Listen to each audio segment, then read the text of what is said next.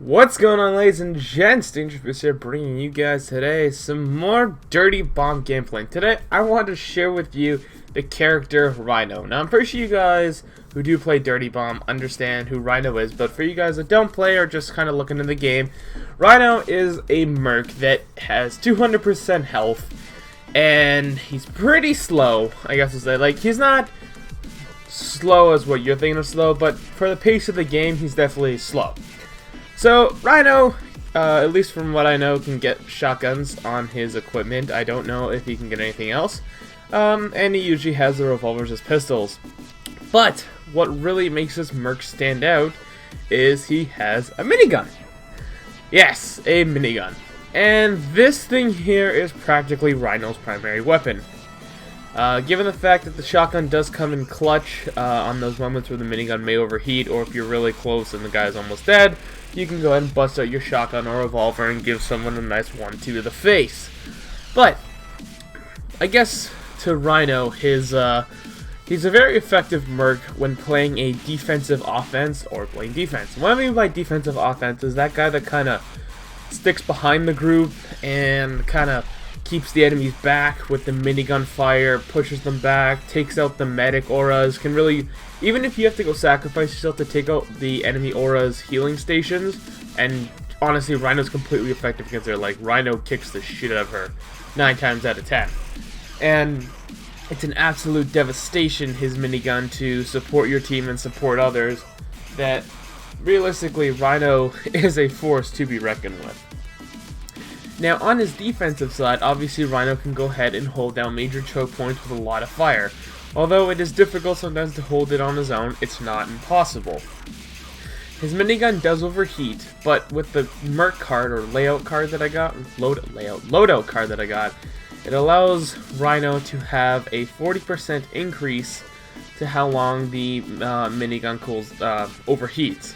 So this kind of actually works both ways. I like how they balanced it. See, the regular minigun overheats and I believe the word is deheats? Heat sinks? I don't know, I'm not actually, I guess we'll just say cools off is the proper term. At the same rate. But with the 40% increase till it overheats, it actually takes just as long to cool down. So you do have to be very wary of the position of your minigun.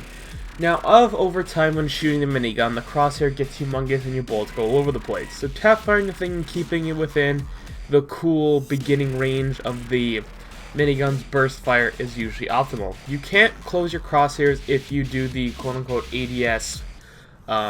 If you press ADS, all it will do is actually spool the minigun, or it will spin it up, if you guys don't know what spool means.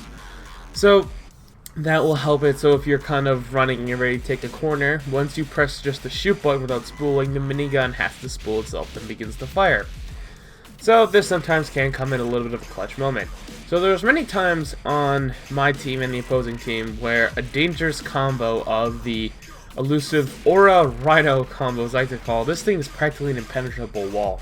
Now you're going to see throughout the clip, I don't know if it's now or if it's through later, you'll see some clips of this Aura and myself holding down this hallway versus an enemy Rhino and Aura practically just melting each other, shooting each other, killing each other, trading.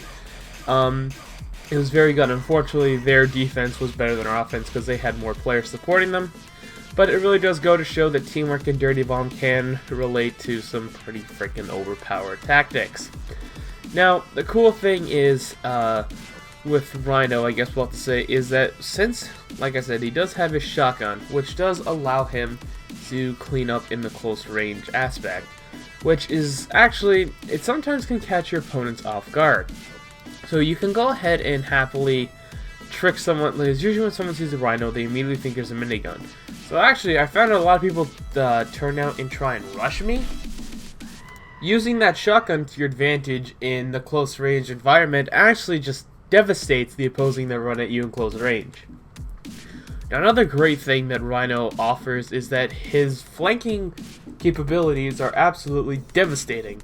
And what I mean by that is, Rhino, since he's a slow character, sometimes if you think about it right, has the opportunity to slip behind enemy lines and proceed to whip out his minigun and absolutely destroy the opposing that's in front of him. But unfortunately, this sometimes will lead to you being on your own, which Rhino, yes, does have a lot of health, but can't survive too long on his own. So it's a really kind of double-edged sword. Sometimes it does pay off if you play it right, or sometimes it absolutely fails. Not to go against it, but you know, if you're going up a horde of light health characters, most of the time you can go ahead and get a nice quad or triple out of it. But definitely, if I'd have to say, sometimes bring someone with you. It's definitely always better, especially in Dirty Bomb, to go as a team, especially since there's such a, I guess we'll say, diversity between each of the characters, their health, how they play, their weaponry, their speeds, all that. There's a lot to take account in. So, how would I say Rhino is? I'd say he's a very good merc, as well as the other mercs. You just all gotta play them to their strengths, and make sure that you're working as a team, and that's pretty much the key to being successful in Dirty Bomb. Anyways, guys, that's pretty much gonna go ahead and wrap up today's topic that we're talking about here on Dirty Bomb. If you guys did enjoy, don't forget to like, comment, and subscribe. Anything else that you guys want me to cover on this game, if you want me to start something interesting on this series, make sure you tell me down in the comment section below. I really would like to communicate more with you guys in the comment section.